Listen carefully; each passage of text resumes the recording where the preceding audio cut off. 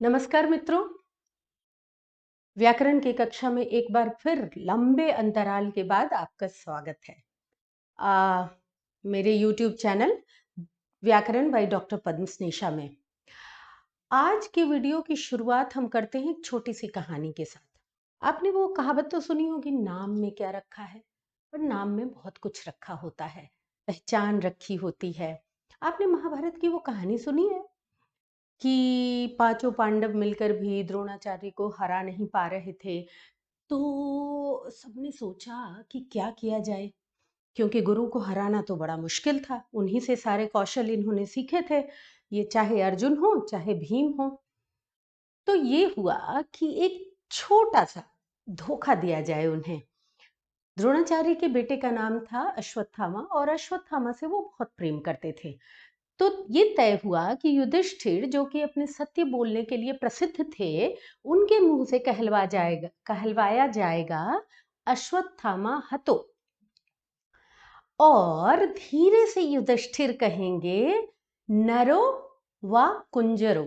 ये जो नरो व कुंजरो था ना, सारा रहस्य इसी में छुपा था।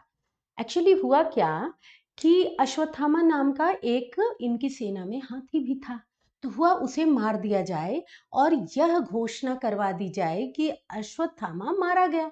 और धीरे से युधिष्ठिर चूंकि इस चीज के लिए तैयार नहीं थे कि मैं झूठ नहीं बोलूंगा, तो उनको ये कहा गया, उनको ये दिलासा दिया गया, ठीक है आप धीरे से ये भी बोल दीजिएगा कि नर या हाथी, मनुष्य या हाथी, तो आप झूठ भी नहीं होंगे और हमारा काम भी हो जाएगा।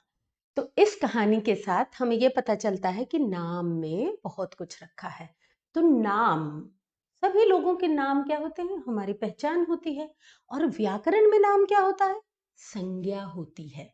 सारे नाम, चाहे वो वस्तुओं के हों, स्थानों के हों, व्यक्तियों के हों, सभी नाम संज्ञा होते हैं। आप सोच रहे होंगे संज्ञा तो हम कर चुके हैं। बिल्कुल सही, संज्ञा हम कर चुके हैं, लेकिन उससे आगे बढ़ने के लिए एक पैर को पीछे जमा कर रखना पड़ता है। तो ये हल्का सा रिकैप था संज्ञा का। आइए अब हम आगे बढ़ते हैं और जानते हैं सर्वनाम। संज्ञा के स्थान पर अब हम सर्वनाम।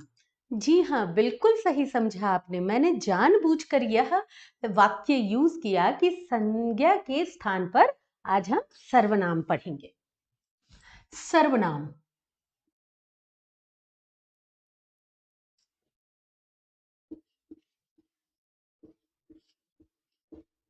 व्हाइट बोर्ड पर हैंडराइटिंग लेखनी थोड़ी गड़बड़ हो जाती है।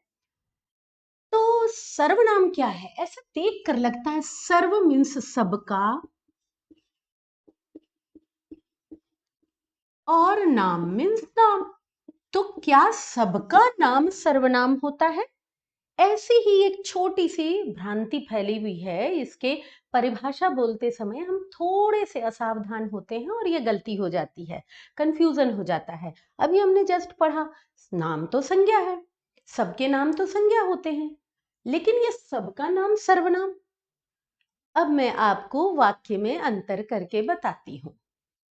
सबके नाम के स्थान पर जो उपयोग किया जा सके उसे सर्वनाम कहते हैं।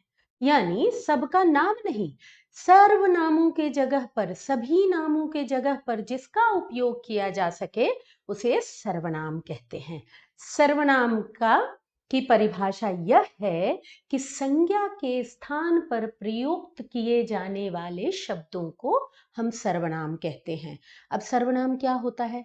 मेरा नाम है पद्मा, पद्म स्नेषा सोनभद्रा।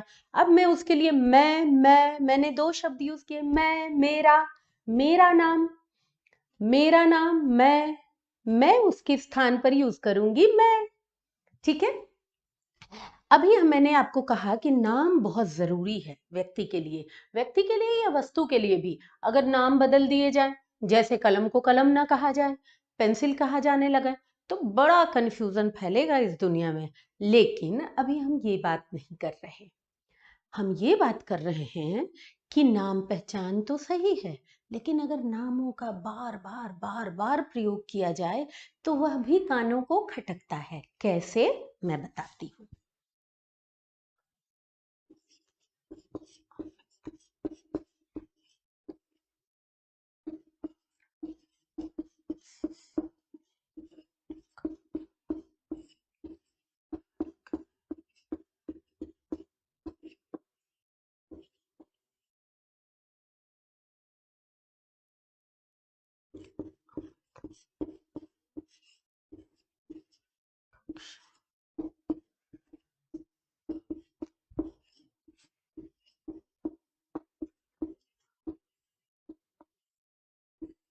मैंने पहला वाक्य लिखा है, अमित 12 साल का बालक है।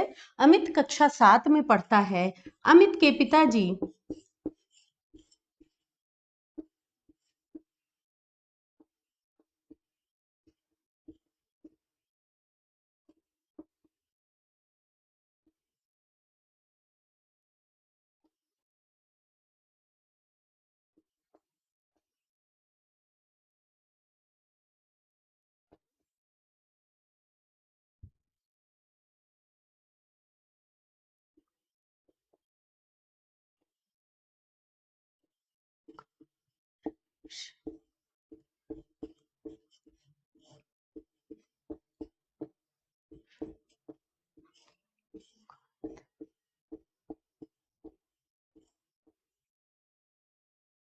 अब देखिए, मैंने 4 वाक्य लिखे हैं। पहला वाक्य है, अमित 12 साल का बालक है। दूसरा वाक्य है, अमित कक्षा 7 में पढ़ता है। और तीसरा वाक्य है, अमित के पिताजी बैंक में काम करते हैं। चौथा वाक्य है, अमित का प्रिय विषय गणित है। अब मैं आपको लगातार बोलकर सुनाती हूँ।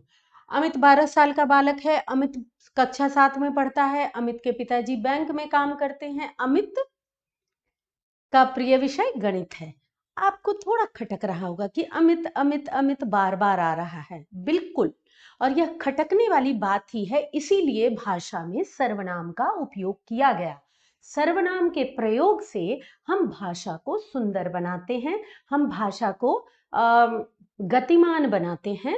और भाषा में जो ये भाषा का जो सौंदर्य जाता है बार बार नामों के बारंबार दोहराव से, उसको हटाने के लिए सर्वनाम का प्रयोग किया जाता है।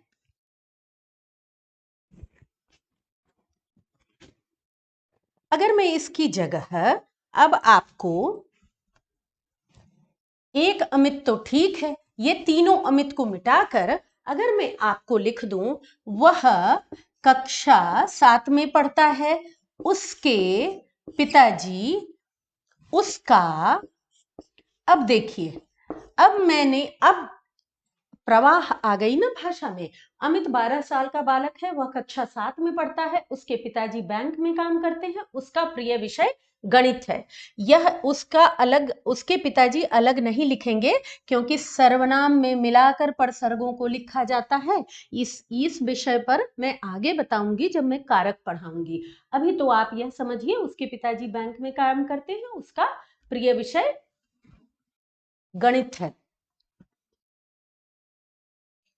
अब तो आपको समझ में आ गया होगा कि भाषा में प्रवाह लाने के लिए हम सर्वनाम का प्रयोग करते हैं। अब सर्वनाम मूलतः 11 सर्वनाम हैं।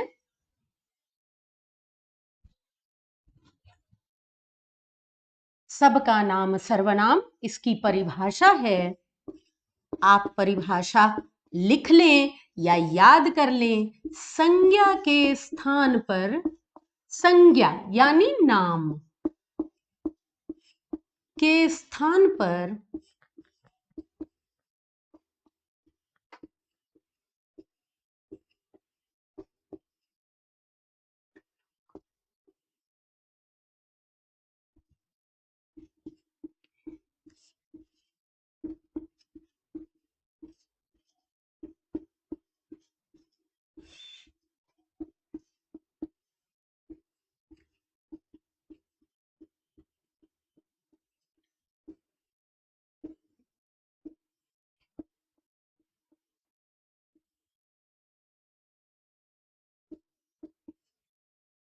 संज्ञा के स्थान पर प्रयोग किए जाने वाले शब्द सर्वनाम कहलाते हैं। जैसे जैसे जिन 11 सर्वनामों की मैंने बात की, वो हैं मैं, तू, आप,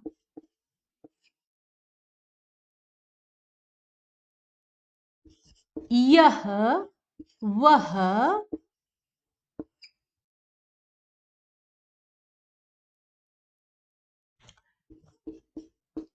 कोई, कुछ,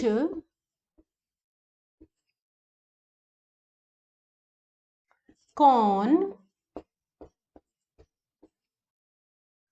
जो, सो। अब देखिए, ये जो सर्वनाम है, मैं, तू, आप, यह, वह, कोई, कुछ, कौन, जो, सो, सर्वनाम कई हैं। इनके भी मैं आपको बताऊंगी, इनमें से ही और कैसे सर्वनाम निकलते जाते हैं, पर अभी आपके लिए इतने उदाहरण ठीक हैं। अब सर्वनाम हमने समझ लिया, सर्वनाम की परिभाषा जान ली, सर्वनाम के उपयोग जान लिए। अब हम जानते हैं सर्वनाम के भेद। इसमें भी संज्ञा से इसका संबंध याद रखने के लिए आप ऐसा याद कर सकते हैं, संज्ञा हमने पढ़ा था, संज्ञा के कितने भेद होते हैं? 3। आपको याद है? व्यक्तिवाचक, व्यक्तिवाचक, बोलिए, जातिवाचक और भाववाचक। 3 मुख्यतः संज्ञा के भेद हैं। उपभेदों की चर्चा हम यहाँ नहीं कर रहे हैं, वो तो आपने पढ़ा ही है। मैं बस ये बताना चाह रही हूं, संज्ञा के 3 भेद हैं और सर्वनाम के 6 है, जस्ट डबल। यह याद रखने के लिए, आपको याद रहेगा, जब हम कोरिलेट करके पढ़ते हैं तो हमें चीजें याद रहती हैं। तो संज्ञा के 3 भेद, सर्वनाम के 6। सर्वनाम के भेद कौन कौन से भेद हैं? पहला, पुरुषवाचक सर्वनाम, पुरुषवाचक, पुरुष को बताने वाला, इसलिए पुरुषवाचक। फिर अनिश्चयवाचक,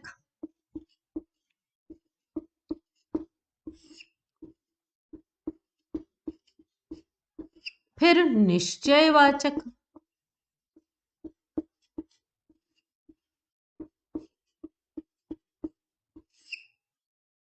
फिर संबंधवाचक,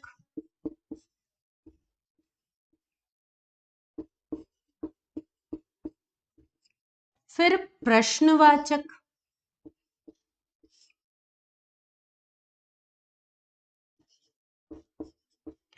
और अंतिम निजवाचक।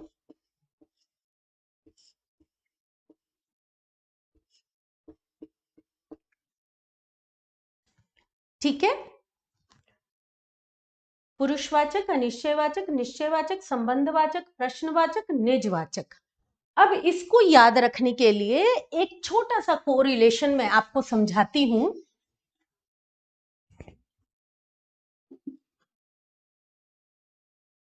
पिंटू और शंटू दो दोस्त थे। अब क्या हुआ, 2 पुरुष थे, पिंटू और संटू। ठीक है, पिंटू और संटू। अब क्या हुआ, इन दोनों को मिलने जाना था, किससे? मोहन से। अब दोनों को मोहन का घर पता नहीं था। ठीक है, तो ये पुरुष हो गए। यह तो निश्चित था, यह तो निश्चय, इन्होंने निश्चय किया, यह तो निश्चित था कि दोनों मोहन से जाएंगे, पर किस रास्ते से जाएंगे? 2-3 रास्ते थे, यह निश्चित नहीं था। यह निश्चित था कि वह मोहन से मिलने जाएंगे, पर रास्ता कौन सा लेंगे यह निश्चित नहीं था।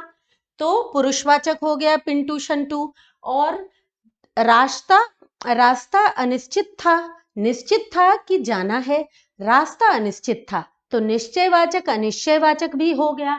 अब जब दोनों चले तो इन्होंने देखा कि ये तीनों रास्ते मोहन के घर के पास जाकर एक ही गली में मुड़ रहे हैं। बाद में इन्हें पता चला इन तीनों रास्तों में संबंध है, तीनों रास्तों में संबंध था। और जब दोनों यहां पहुंचे, पिंटू और शंटू, तो इन्हें पता चला, तब इन्हें अभी भी मालूम नहीं था, तो इन्होंने प्रश्न किया, यहां से गुजरते एक व्यक्ति से प्रश्न किया कि मोहन का घर कहाँ है? तो पहले उस व्यक्ति ने इनका परिचय पूछा, तो दोनों पिंटू और शंटू ने अपने निज का, अपने आप का परिचय उस व्यक्ति को दिया कि क्यों वो मिलना चाहते हैं, कौन है वो। तो पता चला कि वो व्यक्ति तो मोहन के मकान में किराएदार था। उसने मोहन का पता बता दिया। तो मैंने आपको क्या बताया, दो व्यक्ति थे, निश्चित था कि वो मिलने जाना चाहते हैं अपने मित्र से, पर रास्ता अनिश्चित था। हालांकि तीनों रास्तों में संबंध था। जब वो वहां पहुंचे तो उन्हें एक व्यक्ति मिला, उससे उन्होंने मोहन का घर पूछा। जब मोहन का घर पूछा तो उस व्यक्ति ने परिचय इनका पूछा, तब पिंटू और शंटू ने अपने निज का परिचय दिया। यह छयों सर्वनाम के भेद इस कहानी में आ जाते हैं।